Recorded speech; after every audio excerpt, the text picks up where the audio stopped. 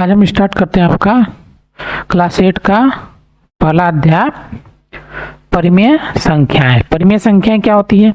वे संख्या जिनको हम पी बाई क्यू के रूप में लिख सकते हैं, जहाँ पे क्यू क्या हो, 0 के बराबर नहीं होना चाहिए। देखते हैं इसमें क्या क्या चीजें हैं पढ़ने को। तो इसमें पहला है परिमेय संख्याओं के गुण क्या क्या होते हैं। ठीक है, तो इसमें सबसे पहले है पूर्ण संख्या, दूसरा है पूर्णांक। तो पहले पूर्ण संख्या का क्या क्या होता है देखिए गुण। तो पूर्ण संख्या में जो योग होता है, योग में 0 जोड़ेंगे तो 5 ही आता है, बाकी इसमें कुछ भी जोड़ेंगे तो क्या आता है, एक पूर्ण संख्या। मतलब पूर्ण संख्या होती है 0 1 से लेके कितना तक, 9 तक। ये जो भी संख्या आती है पूर्ण संख्या है, पॉजिटिव में सिर्फ। ठीक है, तो इसमें क्या होता है, योग में पूर्ण संख्याओं में करेंगे तो आपको एक पूर्ण संख्या प्राप्त होती है, तो ये सही होता है। दूसरा व्यकलन में क्या होता है, मतलब घटाने में क्या होता है, अगर हम घटाते हैं किसी पूर्ण संख्या को किसी दूसरी बड़ी पूर्ण संख्या से तो क्या होता है, ये नहीं होता है, मतलब वो पूर्ण संख्या प्राप्त नहीं होती, माइनस में होता है। तो ये पूर्ण संख्या माइनस में नहीं आती है, माइनस में आता है एक पूर्णांक आता है। मतलब देखिए गुणन में क्या होता है, 0 से करेंगे तो 0 ही आता है, तो पूर्ण संख्या आता है। उसके अलावा कोई भी दूसरी संख्या से, जैसे 3 × 7 है, जैसे मल्टीप्लाई करें तो आपका कितना आएगा, 21 आएगा। 21 क्या है, एक पूर्ण संख्या है, प्लस में ही है, तो ये भी क्या है, पूर्ण संख्या है। अब भाग में क्या, जैसे 5/8, तो इसको लिख सकते हैं 5/8। 5 में 8 का भाग दिए तो 5/8 हो गया। अगर हम 16 में 8 का भाग देते तो उत्तर कितना आता, 2 आता, तो ये क्या होता, हमारा पूर्ण संख्या हो जाता। ठीक है, तो यहाँ पर जो 5/8 है ये पूर्ण संख्या आपका नहीं है, इसलिए क्या होता है, इसमें भाग में भी ये चीज लागू नहीं होता है आपका। अब ये पूर्ण संख्या और पूर्णांक के बारे में बता रहा है, फिर आपको आगे परिमेय संख्या के बारे में इसी बेस पर बताया जाएगा। आगे देखिए अगला पूर्णांक के लिए। पूर्णांक में क्या होता है, 0 से लेके कोई भी संख्या होती है, वहां से लेके 0, फिर -1 0, फिर 1 2 ऐसे करके, फिर प्लस इनफाइनाइट। इसको इनफाइनाइट बोलते हैं, इस पर ध्यान मत दीजिएगा। वैसे मतलब इसका मतलब है कि यहाँ तक की संख्या जहाँ तक आप काउंटिंग नहीं कर पाएंगे, संख्याएं तो अनंत होती हैं। ठीक है, तो कहने का मतलब बस इतना है कि इसमें माइनस वाली संख्याएं भी क्या होती है, सम्मिलित होती हैं। तो योग में क्या होता है, ये योग में तो आपका होगा ही होगा, क्योंकि माइनस में आए चाहे प्लस में आए आपका क्या होगा, पूर्णांक का आएगा। व्यकलन में क्या आएगा, इसमें भी एक आपका या तो प्लस में आएगा या माइनस में आएगा। देखिए प्लस में आया, दूसरा देखिए माइनस में आ गया, तो क्या उससे कोई फर्क तो पड़ेगा नहीं। आपका पूर्णांक तो है, 0 प्लस से माइनस के बीच में है, तो ये आपका हो जाएगा। इसी तरह गुणन के केस में क्या होगा, गुणा में भी क्या होगा, ये आराम से हो जाएगा। प्लस में आए चाहे माइनस में आए, इसमें भी प्लस में आए चाहे माइनस में, इसमें भी प्लस में आए या माइनस में, सब में लागू होता है। लेकिन 5/8 जो है ये क्या है, आपका पूर्णांक तो है ही नहीं है। क्यों, क्योंकि ये तो भिन्न है ना, भिन्न है, तो हमारा जो पूर्णांक होता है वो भिन्न में नहीं आता है, तो उसको अगर भिन्न में आएगा तो परिमेय संख्या के अंतर्गत आता है। ठीक है, चलिए आगे देखिए। अब है आपका परिमेय संख्या। परिमेय संख्या वैसी संख्या जिसको क्या करें, पी बाई क्यू के रूप में लिख सकते हैं, और जहाँ क्यू 0 के बराबर नहीं होता। इसमें देखिए पहला गुण क्या है इसका, करा 2 परिमेय संख्या ए बी को जोड़ने पर एक परिमेय संख्या प्राप्त हो, जैसे 1/3 प्लस 1/2, इनको जोड़ेंगे तो क्या होगा, एक परिमेय संख्या प्राप्त होगा। आपको कितना मिल जाएगा, 5/6 मिल जाएगा। ये भी क्या है, एक परिमेय संख्या हो जाएगा इसके लिए।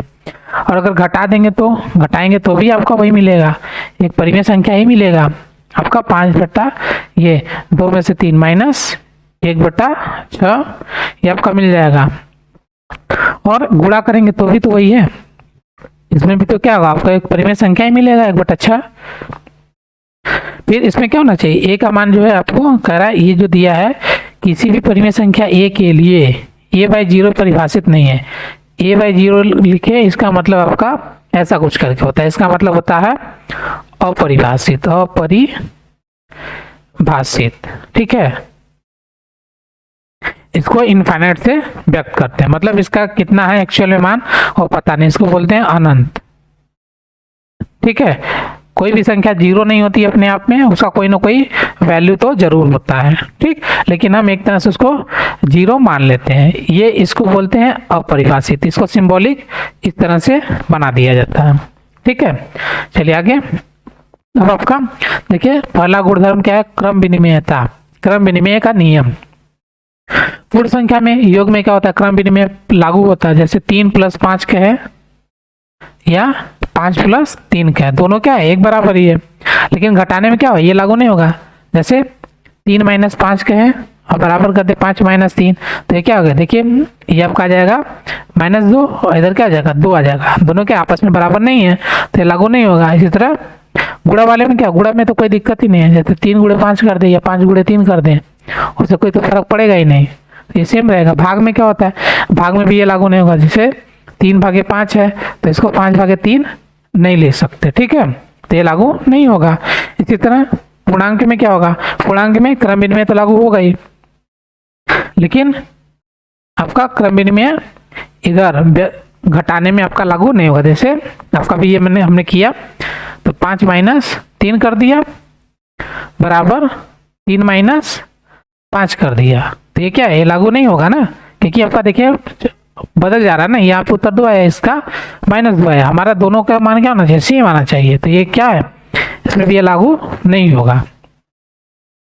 अगला गुणा में तो लागू हो जाएगा, 3 × 2 लिखे या 2 × 3 लिखे, लागू हो जाएगा। भाग में क्या होगा, लागू नहीं होगा। क्यों, जैसे इसमें है सेम इसमें होगा। इसमें चिन्ह प्लस या माइनस का होता है, प्लस और माइनस दोनों इंक्लूड होता है। इसमें सिर्फ क्या होता है, प्लस वाला इंक्लूड होता है, तो इसमें माइनस रहे चाहे प्लस, लेकिन भाग में अगर आ जाएगा तो क्या होगा, वो लागू नहीं होगा। चलिए अब आगे देखिए, परिमेय संख्या में योग, गुणन, व्यकलन और भाग का। योग का तो बता ही दिए, योग का क्या होता है, लागू होता है। इसी तरह व्यकलन में आपका, घटाने में क्या होता है, देखिए पहले ही आपको ये चीजें बता दिए, घटाने में क्या होता है, लागू नहीं होता है। तो यहाँ पे हमने बताया स्टार्ट, ये वाला जो तीनों पार्ट है इसी को वहां पे बताया है, ठीक है। और गुणे में क्या होता है, गुणे में आपका लागू हो जाता है, भाग में क्या होता है, लागू नहीं होगा। क्रम अदला बदली करेंगे तो आपका लागू ही नहीं होगा। गुणे में आपका जैसे भी करेंगे वो लागू हो जाएगा, ठीक है, सेम चीज है। ये जो आपका अभी जो इसमें हमने पढ़ा, ये चीजें इसमें पढ़ा हमने, ये सेम है, ठीक है। और एक भाग में देखिए बता ही दिया, लागू नहीं होता क्रम विनिमय, सेम वही है, कुछ नया नहीं है। अगला साहचर्य नियम, साहचर्य मतलब एक का साथ छोड़ के दूसरे के साथ हो जाना। जैसे इसमें 5 + 3 + 7 है, ऐसे किया इसमें, तो इसको बदल देता है, तो इसको कर सकता है 5 + 3 + 7, इस तरह से इसके साथ, मतलब इसमें क्या होता है, लागू होता है। इसी तरह आपका ये पूर्णांक में हो गया, और व्यकलन में आपका लागू नहीं होगा। क्यों, क्योंकि देखिए 5 + 3 + 7 हो गया, लेकिन अगर इधर कर दें 5 - 3 + 7, ये आपका क्या हो जाएगा, लागू ही नहीं होगा, ठीक है, लागू नहीं, क्योंकि इसका मान तो अलग आ जाएगा ना, इसलिए आपका लागू नहीं होगा। गुणे में क्या होगा, गुणे में तो लागू हो जाएगा, 3 × 5 × 7 कर दें या 7 × 5 × 3 कर दे, ये तो लागू हो जाएगा किसी तरह से भी। भाग में आपका क्या होगा, लागू नहीं होगा। जैसे 3/5 + 7 कर दिए, तो आप इसमें अगर बदलनी चाहे तो 3/7 + 5, ऐसा कुछ नहीं कर सकते हैं, ठीक है, तो ये आपका गलत होगा। सेम इसमें पूर्णांक में भी वही चीज होता है, साच योग में तो लागू होगा ही होगा, जैसे इसमें सेम इसमें है। व्यकलन में आपका क्या होगा, इसमें भी लागू नहीं होगा, क्योंकि मान क्या हो जाएगा, बदल जाएगा इस तरह से। गुणा में सेम है, गुणा में यही रहता है आपका सेम चीज। और भाग में भी आपका ये वाला हो जाएगा, तो इसमें भी क्या होगा, लागू नहीं होगा, मतलब सारे गुण एक समान होंगे। चलिए आगे, अब योग परिमेय संख्या में क्या होता है, योग का, इसमें भी वही योग वाला तो लागू होगा, बाकी व्यकलन वाला आपका मतलब घटाने वाला, घटाना जो है आपका लागू नहीं होगा। जैसे पहले था, गुणा वाला लागू होगा, भाग वाला आपका लागू नहीं होगा। जो इसमें सारा जो चला है पूरा का पूरा सेम टू सेम इसमें। चलिए आगे देखिए क्या करें, परिमेय संख्याओं के योग के लिए शून्य योग तत्समक है, ठीक है, योग तत्समक, इसको बोलते हैं योज्य तत्समक। परिमेय संख्याओं के लिए योज्य तत्समक कितना होता है, 0 होता है, ठीक है, और गुणा के लिए योज्य तत्समक 1 होता है। ये आपका योज्य तत्समक है, और गुणन का तत्समक इसका कितना होता है, 1 होता है, ठीक है। तो इसमें जीरो में किसी भी संख्या को जोड़ेंगे तो आपका क्या आएगा, अगर परिमेय संख्या तो परिमेय संख्या आएगा, पूर्णांक है तो आपका पूर्णांक है। 0 में 1 जोड़ेंगे तो आपका 1 आएगा, ये पूर्ण संख्या और 0 में -1 घटाएंगे तो भी क्या -1, ये आपका पूर्णांक। और 3/4 में 0 जोड़ेंगे तो आपको कितना है 3/4, ये आपका परिमेय संख्या। ठीक है, आपका परिमेय संख्या होगा, तो मतलब सेम चीज था। तो इसमें आपका परिमेय संख्या में योज्य तस्मक आपका कितना होता है 0 होता है। चलिए आगे देखिए, आपका आगे परिमेय संख्याओं के लिए गुणन की योग पर वितरण, मतलब वितरण नियम सेम है, आपको बांट देना। जैसे 3 गुणे 3 + 5, इसको आपको बांट देना होता है। एक बार इसमें लिख कर देंगे और एक बार इधर कर देंगे, तो आपको आ जाएगा 3 गुणे 3 प्लस, ये बीच में प्लस वाला चिन्ह, एक बार इसको लिख दिया आपने, फिर खत्म हो गया, आगे प्लस वाला चिन्ह यहाँ आ गया, फिर आगे फिर बचा तो 3 गुणे 5, इसी को बोलते हैं आपका वितरण नियम। ठीक है, सेम, प्लस हो तो प्लस, माइनस होगा तो बीच में क्या कर देंगे माइनस कर देंगे, बस हो जाएगा। अब आपका प्रश्नावली 1.1 आ गया। इसमें देखिए पहला क्वेश्चन दिया है, करा निम्नलिखित प्रत्येक में गुणन के अंतर्गत प्रयोग किए गए गुणधर्म का नाम बताइए। इसमें देखिए -4/5 गुणे 1 बराबर 1 गुणे -4/5। तो ये जो देखिए बराबर -4/5 दिया है, तो यहाँ पे देखिए कॉमन क्या मिल रहा है, 1 मिल रहा है, और ये भी है, लेकिन यहाँ पर 1 का ऐसा कुछ तो है नहीं, तो इसको क्या, ये क्या है आपका गुणन का, एक जो है एक गुणन का तत्समक है, तत्समक। ठीक है, अभी जो हमने आपको बताया इधर, ये रहा आपका गुणन का तत्समक कितना होता है 1 होता है। ठीक है, वही है। अगला देखिए गुणन का तत्समक। ठीक है, अगला देखिए क्वेश्चन नंबर 2 कह रहा है -13/17 गुणे -2/7 बराबर -2/7 गुणे -13/17। देखिए -13/17 जो है उसको कहाँ कर दिया, आगे प्लेस कर दिया, -2/7 को कहाँ कर दिया इधर, मतलब क्या किया क्रम को बदला, जो फर्स्ट था, फर्स्ट और सेकंड है तो उसको सेकंड कर दिया, फर्स्ट कर दिया, क्रम की क्या हो गई अदला बदली हो गई। तो ये फिर कौन सा नियम हो जाएगा आपका क्रम विनिमेय नियम। ठीक, विनिमेय नियम। अब आपका तो ये हो गया आपका दूसरा क्रम विनिमय नियम। ठीक है, चलिए अब देखते हैं आपका अगला क्वेश्चन, तीसरा -19/29 गुणे 29/-19 बराबर कितना हो गया 1 हो गया। तो ये क्या है, जो इन दोनों को काटने में देखिए 1 ही आता है। ठीक, माइनस माइनस क्या होता है प्लस हो जाता है, तो इसको बोलते हैं गुणन का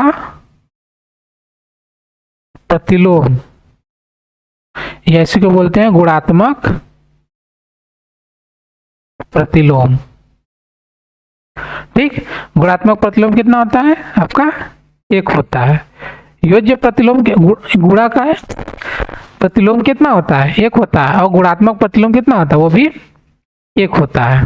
ठीक, चलिए आगे आपका दूसरा क्वेश्चन दिया करा, बताइए कौन से गुणधर्म की सहायता से आप 1/3 गुणे 6 गुणे 4/3 को 1/3 गुणे 6 गुणे 4/3 के रूप में अभिव्यक्त करते हैं। देखिए 1/3 गुणे 6 गुणे 4/3 को, इसको क्या लिख सकते हैं 1/3 गुणे 6 फिर गुणे 4/3। इसको आपको कह रहा है कि ये किस गुणधर्म के आधार पे लिखा गया है। देखिए इसमें किस गुण के आधार पर लिखा गया, 1/3 आपका 1/3 ये रहा, और गुणे सेम है 6 इधर सेम है, गुणे 4/3 गुणे 4/3। देखिए एक ही क्रम में है, पूरा का पूरा क्रम बदली हुई नहीं है, तो इसलिए क्या क्रम विनिमय नियम तो नहीं है, बचा कौन सा साहचर्य नियम। 2 ही नियम तो पढ़े हम, तो इसमें क्या हो गया ये आपका साहचर्य नियम हो गया। ठीक है, चलिए आगे देखते हैं। तो इसके साथ आपका ये चैप्टर कंप्लीट हो गया। अब मिलेंगे आपका नेक्स्ट चैप्टर में नेक्स्ट वीडियो में। हमारे चैनल पर वीडियो देखने के लिए धन्यवाद। ऐसे ही और वीडियो देखने के लिए प्लीज हमारे चैनल को लाइक सब्सक्राइब करें और बेल आइकन को प्रेस करें, जिससे हमारी हर वीडियो की नोटिफिकेशन आप तक पहुंचे। वीडियो को अपने दोस्तों को भी शेयर करें। धन्यवाद।